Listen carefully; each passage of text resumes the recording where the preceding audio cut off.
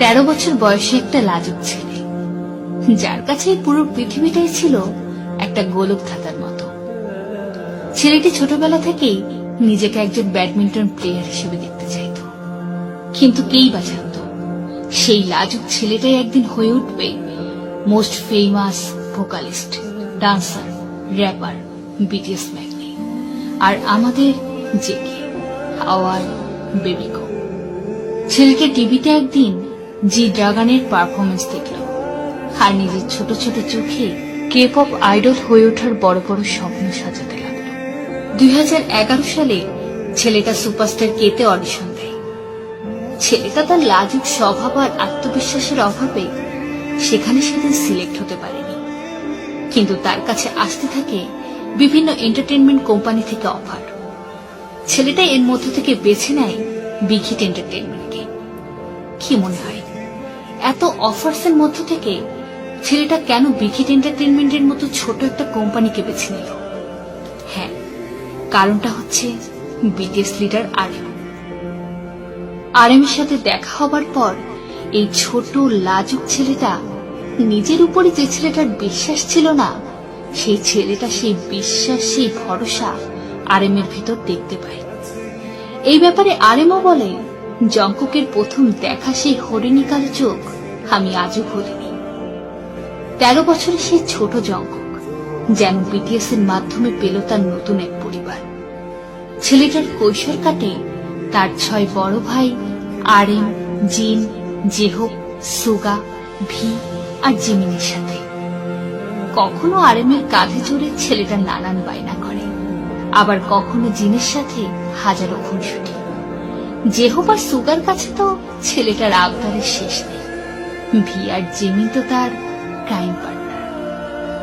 আর এর পাশাপাশি চলতে থাকে নিজেকে সেরাদের সেরা করে তোলার এক সংগ্রাম।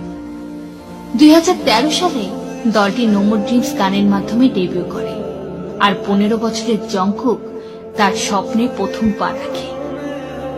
2013 থেকে 2021 বদলিয়েছে অনেক কিছুই।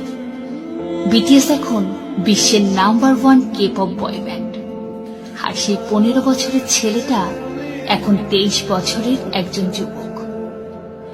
এখন সে আর সেই লাজুক ছোট ছেলেটি নেই, এখন সে একজন আত্মবিশ্বাসী most famous K pop idol and the 60th alive 2020. He is now a singer, songwriter, rapper and dancer and the golden Magni of BTS. ছেলেটা বলে, আমার জীবনের গোলক ধাঁধার সমাধান করেছে আমার এই 6 জন ভাই। আজ আমার যা কিছু আছে তার পেছনে অবদান আমার এই 6 ভাইয়ের। ছেলেটা তার বিগিন গানের মাধ্যমে সে তার এই অনুভূতি পৃথিবীকে জানান দেয়। ছেলেটা আর্মিদের প্রমিস করেছিল যে সে এমন একজন বাংতান হবে যার উপর আর্মিরা গর্ব করতে পারবে। ছেলেটা তার কথা রেখেছে। আজ আমরা গর্ব করে বলতে পারি আমরা এমন একটা কে-পপ গ্রুপের অফিসিয়াল ফ্যান্ডম যার একটা অবিচ্ছেদ্য অংশ আমাদের জংকুক। এই কারণেই হয়তো ছেলেটা আর্মিদেরকে তার কগহুইল মানে, যা তার চালিত শক্তি। ছেলেটা তার হাতের ট্যাটুতে আর্মি লিখে জানান দিল আর্মি তার জীবনের এক অবিচ্ছেদ্য অংশ। ছেলেটা হঠাৎই একদিন ভিলাইবে এসে ইন্টারন্যাশনাল আর্মিদের জন্য লাইভ ফ্যান মিটিং করে।